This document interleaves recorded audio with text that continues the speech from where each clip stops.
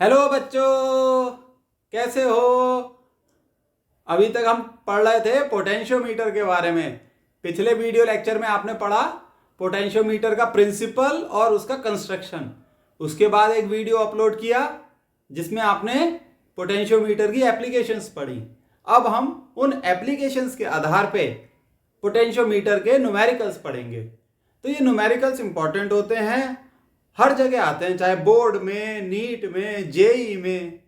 और ये numerical easy होते हैं, बस पोटेंशियोमीटर का कंसेप्ट पता होना चाहिए। तो आओ न्यूमेरिकल करते हैं। हमारा पहला न्यूमेरिकल है, देखो, in a potentiometer arrangement, in a potentiometer arrangement a cell of EMF 1.25 volt gives a balance point at 35.0 centimeter length of the wire। ठीक है, बैलेंस पॉइंट मिल रहा है 35.0 centimeter length of the wire। If the cell is replaced by another cell and balance point is shifted to 63 centimeter, what is the EMF of the second cell? ठीक है, पहले एक cell लगा हुआ है potentiometer से, जब वो सेल लगा हुआ है तो नल पॉइंट आ रहा है 35.0 सेंटीमीटर पर।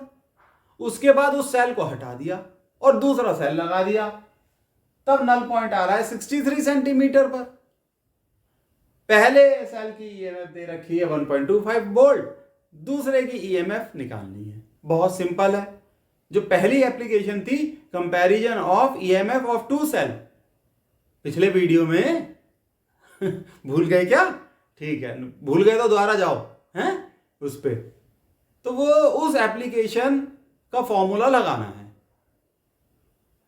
तरीका वही है न्यूमेरिकल सॉल्व करने का।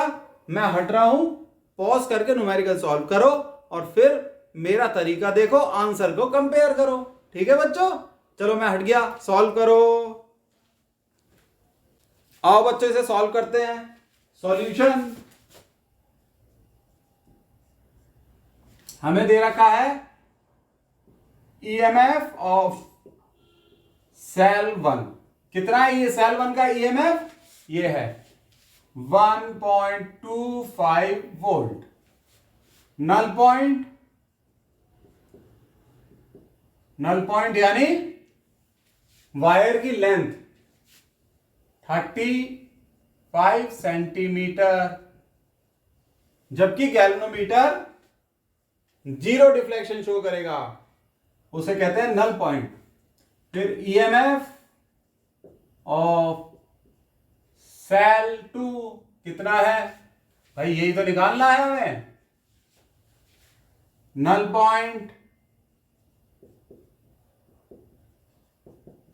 पॉइंट आया 63 सेंटीमीटर पर। ऐसा करो, इसको E2 ले लो। E2, ये E1 है, यहां लिख लेते हैं, इससे आसानी होगी। प्रेजेंटेशन भी तो अच्छा होना चाहिए। अब हमने फॉर्मूला लगा दिया एप्लीकेशन में जो पढ़ा था, E1 upon E2 equal to L1 अपॉन L2। This implies E2 equal to L2 upon L1 into E1। फॉर्मूले में वैल्यू रख दो, E2 इक्वल टू L2 है आपका, बताओ कितना है? सेकंड नल पॉइंट आया 63 पे, 63 अपॉन L1 है फर्स्ट नल पॉइंट यानी 35। E1 है पहले सेल की ईएमएफ 1.25। चलो बच्चों से फटाफट सॉल्व करो। E2 is equal to 2.25 volt. This is our answer. है ना सिंपल? न्यूमेरिकल तो सिंपल है, बस कंसेप्ट पता होना चाहिए। नीट वगैरह में भी आ जाते हैं ऐसे न्यूमेरिकल, जेई मेंस में भी आ जाते हैं। ठीक है, हल्के में मत लेना इन न्यूमेरिकल्स को। तो बच्चों, ये है हमारा सेकंड न्यूमेरिकल। समय बचाने के लिए न्यूमेरिकल लिख दिया है, बीच का वीडियो एडिट कर दिया है। अब लिखता हुआ थोड़ी दिखाएंगे आपको, आपको तो लिखा हुआ दिखना चाहिए। लेंदी वीडियो बनाने से भी क्या फायदा, ज्यादा डाटा वेस्ट होगा, आजकल डाटा बहुत कीमती है। चलो क्वेश्चन पढ़ते हैं। Resistivity of potentiometer wire is 10 to the power -7 ohms metre, ठीक है, and its area of cross section is 10 to the power -6 metre square. बहुत बढ़िया। When current I equal to 0.1 ampere flows through the wire determine the potential gradient. अब आपको potential gradient निकालना है। तो ये न्यूमेरिकल भी आ जाता है, छोटा सिंपल प्यारा सा न्यूमेरिकल। नीट में इस तरीके के न्यूमेरिकल आ चुके हैं, जेई मेंस में भी आ जाते हैं, चुपके से नंबर आपको स्कोर करवाने के लिए, ठीक है। तो आओ इसे करते हैं। हमें निकालना है potential gradient. Solution, potential gradient. Potential gradient का फॉर्मूला होता है potential difference per unit length, unit होती है वोल्ट पर मीटर, ठीक है। अब हमें दे क्या रखा है, हमें दे रखा है रेजिस्टिविटी यानी rho 10 to the power -7 ohms metre, area of cross section wire का 10 to the power -6 metre square, current जो वायर में फ्लो कर रहा है 0.1 एम्पियर। अब के निकालना है साहब, V is equal to I R, Ohm's law यही तो कहता है। तो K हो गया, V की वैल्यू यहां रख दो, I R upon L. Resistance का फॉर्मूला होता है रो एल अपॉन ए, सही है। ये ए इससे चिपक गया लाइन से, कुछ बच्चे कंफ्यूज हो सकते हैं। लो साहब, अब एक लाइन और खींच दो, आर की वैल्यू यहां फॉर्मूले में रख दो के, तो के हो गया I rho L upon A divided by L, L से L cancel, K equal to I rho upon A, L तो कैंसिल हो गया, रो अपॉन ए। सारी वैल्यूज रख दो, हमें दे रखा है रो ए आई है आपका 0.1 एम्पियर, रेजिस्टिविटी रो है 10 to the power -7, area of cross section है 10 टू द पावर -6। ये सारी वैल्यू हमने रख दी। अब आप फटाफट कैलकुलेट करो, आंसर आ जाएगा। This is equal to 0.01 volt per metre. ऐसे भी लिख सकते हो 10 to the power -2 volt per metre. This is your answer. है ना आसान सा, बस ये पता होना चाहिए बच्चों। पोटेंशियल ग्रेडियंट का फॉर्मूला और उसका कंसेप्ट पता होना चाहिए। न्यूमेरिकल इजी है, ठीक है बच्चों। ऐसे छोटे छोटे न्यूमेरिकल कर लो, कंसेप्ट क्लियर हो जाएगा।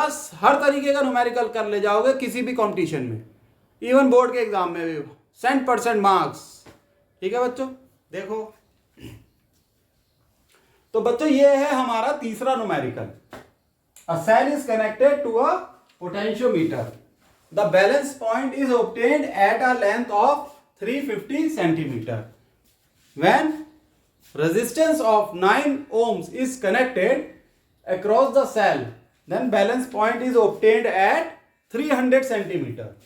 Determine internal resistance of the cell. बच्चों ये न्यूमेरिकल जो बेस्ड है इंटरनल रेजिस्टेंस पर बेस्ड है, यानी सेकंड एप्लीकेशन इंटरनल रेजिस्टेंस निकालनी है। अगर फॉर्मूला पता है, एप्लीकेशन की पहले से नॉलेज है, कंसेप्ट पता है, तो ये बहुत सिंपल न्यूमेरिकल है। इंटरनल रेजिस्टेंस का क्या फॉर्मूला होता है, R is equal to R E upon V -1, और E अपॉन वी पोटेंशियोमीटर के केस में होता है L1 अपॉन L2। L1 क्या है, जब सिर्फ सेल कनेक्टेड है पोटेंशियोमीटर से और सेल की ईएमएफ है E, तो L1 दे रखा है आपको 350 सेंटीमीटर, जबकि सिर्फ सेल कनेक्टेड है, ये दे रखा है। उसके बाद जब रेजिस्टेंस कनेक्ट हो जाती है सर्किट से, तो ईएमएफ हो जाती है V वोल्ट और लेंथ हो जाती है L2। L2 दे रखा है आपको ये 300 सेंटीमीटर। तो E अपॉन V क्या हो जाएगा 350 अपॉन 300, ये हो जाएगा 7/6। R रेजिस्टेंस जब आपने कनेक्ट की वो थी 9 ohms की रेजिस्टेंस कनेक्ट करी आपने। सब चीजें आपको दे रखी है, इस फॉर्मूले में रख दो। Internal resistance equal to R is 9, E upon V is 7/6 minus 1। अब इसे सॉल्व कर लो। 9 7 माइनस 6 इज 1/6। तो जब आप इसे सॉल्व करोगे ये आएगा आपका 1.5 ohms। This is internal resistance. चाहो तो यहां आंसर लिख लो, इंटरनल रेजिस्टेंस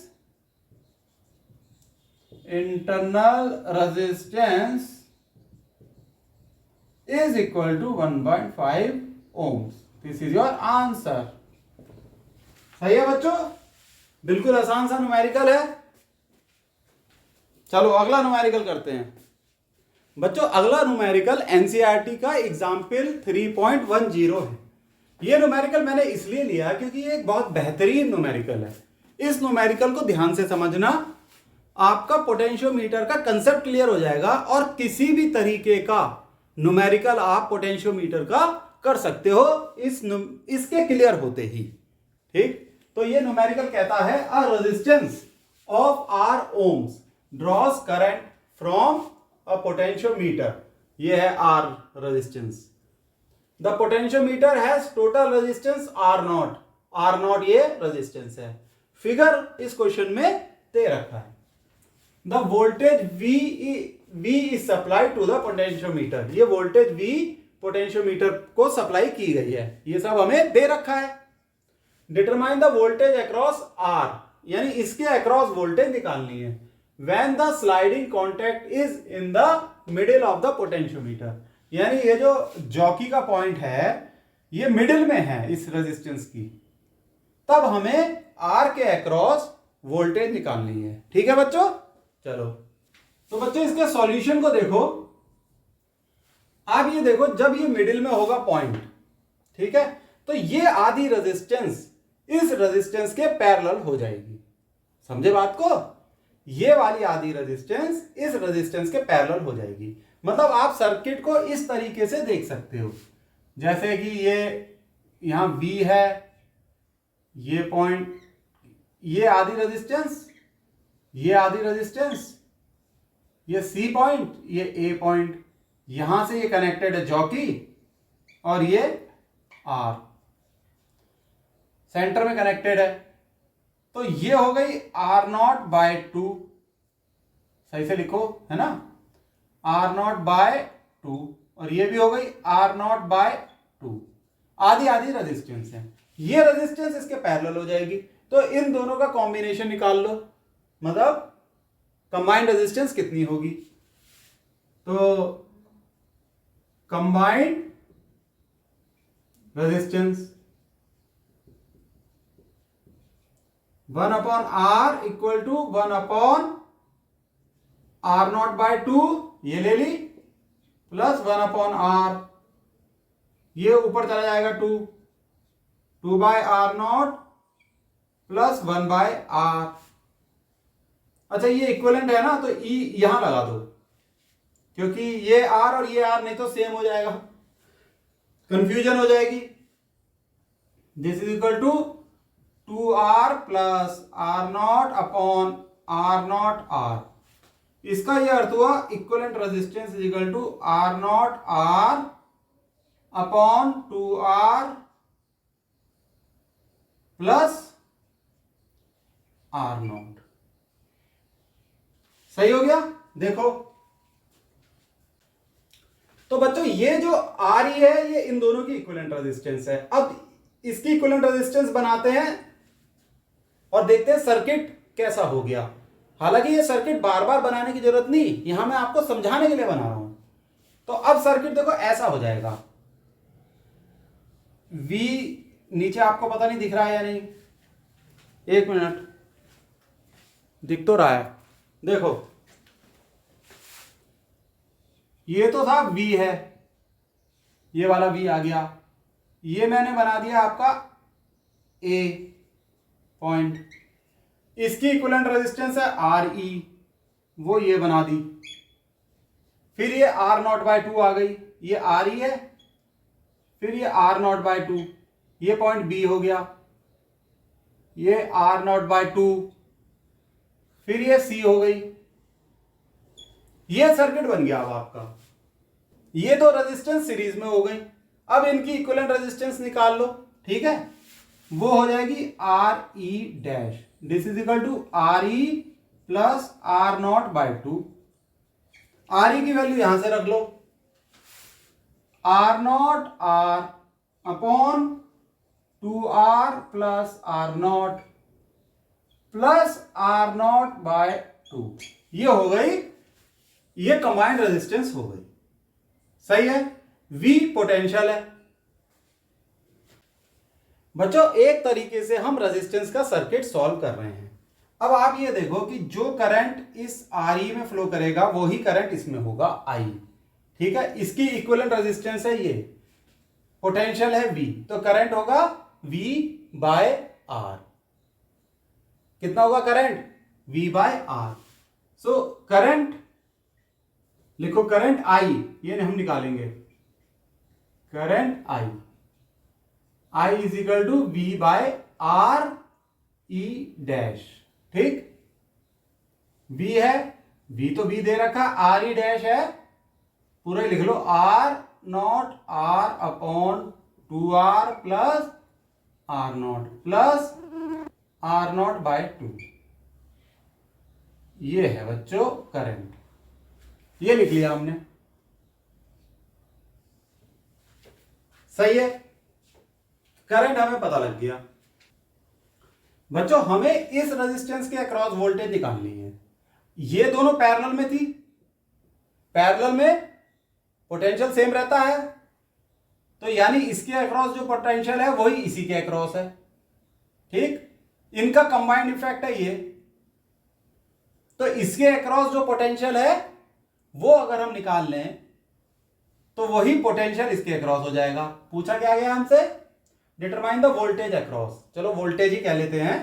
तो इसके RE के अक्रॉस जो वोल्टेज है वही R के अक्रॉस है। फिर से सुन लो बात को, ये दोनों पैरेलल में है, इसका आधा पार्ट और ये पैरेलल में वोल्टेज सेम रहती है, बिल्कुल सही बात। तो जितनी वोल्टेज इसके अक्रॉस है उतनी इसके, मान लो V1 है इसके अक्रॉस, तो V1 इसके अक्रॉस है, V1 इसके, इन दोनों का कंबाइंड इफेक्ट है RE, तो V1 वोल्टेज ही RE के अक्रॉस होगी। तो हमें V1 निकालना है, वही हमारा आंसर होगा, क्योंकि वही वोल्टेज R के अक्रॉस होगी। इस कंसेप्ट को आपको ध्यान से समझना है। अगर नहीं समझा तो वीडियो में बैक जाके एक बार और समझ लेना बच्चों, इससे आपके रेजिस्टेंस के भी कंसेप्ट क्लियर हो जाएंगे और पोटेंशियोमीटर के भी। मतलब ये एक मल्टीपल कंसेप्ट प्रॉब्लम है। अब RE कितना था? RE हमने निकाला था, यहां लिख लेते हैं, ये वैल्यू थी ना RE की, R naught R upon 2R 2R plus R not, ठीक है। ये बात समझ में आ गई? बढ़िया करके, फर्स्ट क्लास। चलो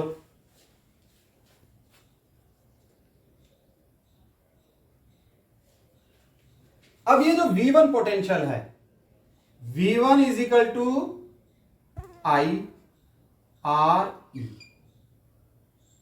समझ गए? V1 equal to I R E। I तो इसमें करंट फ्लो कर रहा है जो हमने निकाल लिया, RE रेजिस्टेंस है, तो I की वैल्यू क्या हो गई? V upon RO into R, 2R plus RO plus RO क्या R नॉट कह लो बाय 2, R नॉट है ये, कभी कभी मुंह से RO निकल जाता है। तो ये तो हमने वैल्यू रख दी I की, RE ये resistance multiplied by R not into R upon 2R plus R not.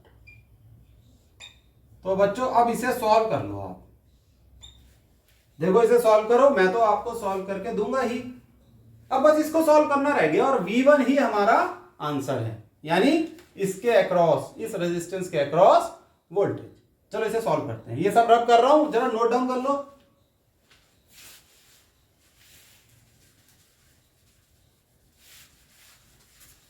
ये भी रब करो।